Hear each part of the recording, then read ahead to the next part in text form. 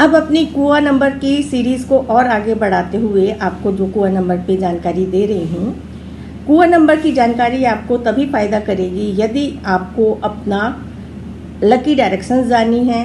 सब कुछ करने के बावजूद आपकी लाइफ से उलझने ख़त्म होती ही नहीं है, हर्डल्स आती ही जा रही हैं, तो आप इनको अपना चेक करने के बाद यदि आपको जो नेगेटिव डायरेक्शंस हैं और उस डायरेक्शंस में बैठ के आप काम कर रहे हैं, तो आप अपनी पॉजिटिव डायरेक्शंस की साइड बैठ के काम करना शुरू करें। कुआं नंबर निकालने की विधि मैंने आपको बताई हुई है, फिर भी शॉर्ट में बताती हूँ।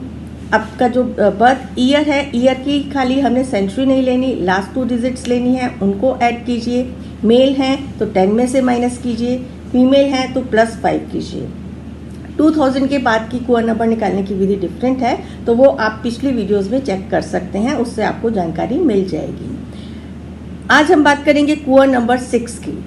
जिन भी लोगों का कुआं नंबर 6 है, तो 6 कुआं नंबर वालों को अपनी साउथ वेस्ट वॉल को एक्टिवेट करना चाहिए to bring good fortune in their life. अपने जीवन में अच्छी ऊर्जा को अट्रैक्ट करने के लिए, यूनिवर्स से फॉर्च्यून अट्रैक्ट करने के लिए आप अपने घर की साउथ वेस्ट कॉर्नर को एक्टिवेट करें। यहाँ पे हम जितने भी जो एलिमेंट इंक्लूड करेंगे एनराइज करने के लिए, वो earth element and fire element. Earth element के अंदर हमारे क्लियर क्वार्ट्ज बहुत अच्छा काम करते हैं, तो आप कोई भी नेचुरल क्लियर क्वार्ट्ज का क्रिस्टल अपने साउथ वेस्ट कॉर्नर में, वॉल में चार्ज करके रखें। क्रिस्टल्स हमेशा चार्ज करके ही आपको ऊर्जा देते हैं, और रॉ फॉर्म में रखेंगे बहुत अच्छे रिजल्ट्स मिलेंगे। और कोई भी आप अच्छा सा लैम्प डिस्प्ले करें जिसका जो लैम्प शेड हो, ब्राइट हो, रेड कलर में हो। और जो आपकी इसके अंदर, यदि आपके जीवन में सफलता चाहिए, आप अपनी सफलता से, सक्सेस से खुश नहीं हैं, जो डिज़ायर्ड सक्सेस आपको नहीं मिलती है, सपोज आप मेहनत बहुत करते हैं, रिजल्ट नहीं आते हैं, तो उस सक्सेस को और एक्टिवेट करने के लिए आप अपने घर का वेस्ट कॉर्नर एक्टिवेट करें। वेस्ट कॉर्नर में आप क्रिस्टल का ग्लोब रख सकते हैं, क्रिस्टल का पिरामिड रख सकते हैं, और टूवर्ड्स वेस्ट बैठ के आप अपना काम ज़्यादा करें तो आपको अच्छे रिजल्ट्स मिलेंगे। हेल्थ इश्यूज ज़्यादा आते हैं तो आप नॉर्थ ईस्ट में अपना थोड़ा समय ज़रूर बिताएं, नॉर्थ ईस्ट में बैठ के मेडिटेशन करें। और आप साउथ वेस्ट में अपने रिलेशंस को एक्टिवेट करने के लिए, साउथ वेस्ट में यदि आपको अपने रिलेशंस अच्छे करने हैं, आउटसाइड और लोगों से भी हेल्प चाहिए कि आपके रिलेटिव्स, आपसे कंसर्न पर्सन्स आपके साथ हेल्पिंग हो, आपकी सब लोगों से नहीं बनती है, आर्गूमेंट ज़्यादा होते हैं, तो आप अपने घर के साउथ वेस्ट कॉर्नर को एक्टिवेट करें। वहाँ पे आप पिंक कलर के quartz crystal, mandarin ducks, 2 pairs में चीज़ें रख सकते हैं जो आपके रिलेशनशिप, मैरिज एरिया को भी अच्छा करेगी। और आपको और अपने कैरियर में ग्रोथ चाहिए, कैरियर ग्रोथ के लिए, या यदि आपको जॉब नहीं मिल रही है, तो उस केस में आप अपना नॉर्थ वेस्ट एरिया अपने घर का एक्टिवेट करें। नॉर्थ वेस्ट में बैठ के काम करें। इंटरव्यू देने के लिए कोई आप अपना फॉर्म भर रहे हैं, वहीं पे बैठ के करें, टुवर्ड्स फेसिंग। फिर देखिए कि आपके जीवन में कितना बदलाव आता है। हर चीज़ आपको रिजल्ट देगी जब तक आप अपना उसको कोशिश नहीं करेंगे, अपनाएंगे नहीं और फीडबैक नहीं देंगे जो भी चेंज आता है। And must make gratitude to divine, okay. और जो आपके नेगेटिव डायरेक्शंस हैं जिसको आपको चेक करना है, क्योंकि अगर आपकी नेगेटिव डायरेक्शंस हैं, उनके कारण आपकी लाइफ में कोई इश्यूज आ रहे हैं, तो आप ये जो पॉजिटिव डायरेक्शंस मैं बता रही हूँ, आप उनको बैठ के वहाँ पे ये चीज़ें 3 महीने तक इस चीज़ को 3 to 6 मंथ ज़रूर इसको फॉलो करें, तब आपके जीवन में आपको बदलाव आना दिखाई देगा। क्योंकि हर ऊर्जा को क्रिएट होने में, मैनिफेस्ट होने में समय लगता है। आपके लिए जो नेगेटिव डायरेक्शंस है, south east, east, north and south. अब आप ये चेक करें कि क्या आपके घर की एंट्री साउथ ईस्ट में है, क्या आप साउथ ईस्ट में ही बैठ के ज़्यादा काम कर रहे हैं, आपका ऑफिस साउथ ईस्ट में है, हेल्थ के इश्यूज हैं, मतलब हेल्थ हर सेक्टर के हिसाब से आप देखें कि क्या आपके ये इश्यूज, आप सो रहे हैं, हेल्थ ठीक नहीं है, तो क्या आपकी स्लीपिंग पोजीशन उस एरिया में है, तो आप उसकी शिफ्टिंग करके देख सकते हैं। अगला है हमारा कुआं नंबर 7। जिन भी लोगों का कुआं नंबर 7 है, उनको अपने घर की नॉर्थ ईस्ट वॉल को एक्टिवेट करना चाहिए। नॉर्थ ईस्ट वॉल पे या नॉर्थ ईस्ट कॉर्नर, वहाँ पे आप ब्लूइश शेड का कलर ले सकते हैं।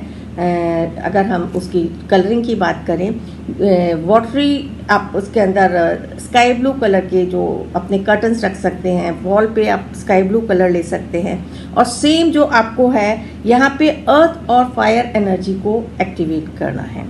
अर्थ और फायर एनर्जी जब आपकी एक्टिवेट होगी तो उससे आपको फ़ायदा मिलेगा। और आपके लिए भी सजेशन जो कुआं नंबर 6 वालों के लिए है, वही आपके लिए रेमेडियल पार्ट 6 और 7 के सेम ही है, क्योंकि ये आप दोनों को ही आपको जो करना है अपने घर का नॉर्थ ईस्ट कॉर्नर एक्टिवेट करना है।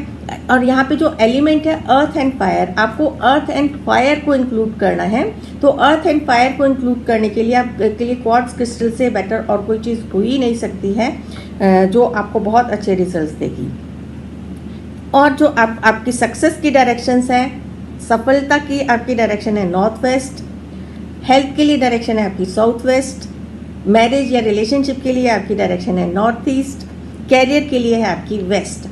अब आपको खुद ही समझ आ रहा होगा कि अमूमन हम रिलेशनशिप में जो हम जनरल वास्तु देखते हैं, जनरल वास्तु के हिसाब से तो सभी के लिए साउथ वेस्ट कॉर्नर को रिलेशन कॉर्नर, मैरिज एरिया बताया जाता है। बट फेंग शुई के हिसाब से फेवरेबल डायरेक्शन हर इंसान की अलग अलग होती हैं। तो जब आप अलग अलग डायरेक्शंस पे अपना काम करेंगे तो आपको ज़रूर रिजल्ट मिलेगा। मैंने बहुत प्रैक्टिकल किया है और मेरी कंसल्टेंसी में अपने इतने समय के मेरे प्रैक्टिस में अच्छे रिजल्ट्स आए हैं लोगों के। और आपके कैरियर में आप अपने वेस्ट एरिया को एक्टिवेट करेंगे। तो और एक्टिवेट करने के तरीके हमारे, या तो हम विंड चाइम्स लगाते हैं, क्रिस्टल रखते हैं, उससे रिलेटेड जो एलिमेंट्स बता रहे हैं आप उन एलिमेंट्स को रख सकते हैं। जैसे कैरियर आपका वेस्ट में है तो वेस्ट में आप विंड चाइम टांग सकते हैं अपने कैरियर को एक्टिवेट करने के लिए। हाँ, लेकिन बेडरूम में विंड चाइम्स नहीं टांगती हैं। आपको वो एरिया चेक करके लगाना है जहाँ पे आपका एनर्जी का फ्लो हो, वहाँ पे आपको ये चीज़ें फ़ायदा करेंगी।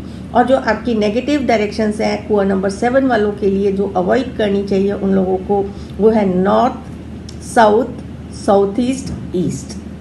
ये आपकी नेगेटिव डायरेक्शंस है। अब आप लोग खुद स्वयं चेक करके देखें और जज करें अपने आप को कि आपको किस बदलाव की ज़रूरत है। सारे बदलाव इकट्ठे करने की ज़रूरत नहीं है, वन एट ए टाइम जिस चीज़ की आपकी रिक्वायरमेंट है आप उसी को फॉलो करें। और उसको फॉलो करने के बाद सेकंड स्टेप में जो आपका सेकेंडरी स्टेप आता है उस पर आप फॉलो करें। तो आशा करती हूँ आपको ये जानकारी समझ आ रही है और अच्छी लग रही है, आपको इससे ज़रूर फ़ायदा हो। यही मेरा एक मोटिव है आप लोगों को ये जानकारी शेयर करने का फेंग शुई की, क्योंकि हर विद्या के अपने गुण हैं और हर विद्या हमारे को फ़ायदा ही देती है। तो सभी गुरुओं को धन्यवाद देते हुए और आप सभी का धन्यवाद करते हुए कि जो लोग भी मेरे साथ जुड़े हुए हैं और बहुत आपके इंटरेस्ट देखने के साथ साथ मुझे और लगता है कि और आपको कोई ना कोई नई जानकारी दी जाए। लेकिन हर चीज़ को आप सोच समझ के करें, पहले हर चीज़ को समझें, क्योंकि सारी चीज़ लॉजिक देने के बाद ही आप लोगों को मैं बताती हूँ। तो जब आपका सबकॉन्शियस माइंड या आप उस चीज़ से सहमत हो फिर आप उसको फॉलो करें ब्लाइंडली, बिना जब तक आपको ये ना लगे कि समझ में चीज़ नहीं है, समझने के बाद ही चीज़ों को फॉलो करें। Thank you.